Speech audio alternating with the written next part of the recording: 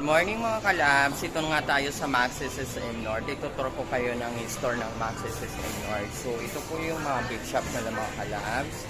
Ayan, so maraming stock sa kanila. So ayan, may mga cakes din po mga kalabs. Ayan po. So iba't ibang flavor. May bouquet, may trovador. So may bibingka. Reseller din po nila yung bibingka. Upside down na cake, new product.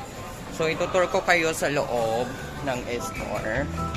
So ito po yung mga staff nila. So si Miss Joanna, tapos si Ma'am Christy ng manager ng SM. So ito po yung store nila. So mga kalabs, so punta tayo sa function nila para in case po nga gusto ninyo mag-book, pwede kayo mag-contact ng SM North Branch. So, mga kalabs, ito po yung function room nila. So, kung gusto ninyo mag-book ng Maxis SM North, capacity po natin is 50 packs. Depende kung ano po, kung ilang package po yung gusto nila. So, consumable, mayroon silang 30 person. So, depende po kung magkano yung price din po. Ayan.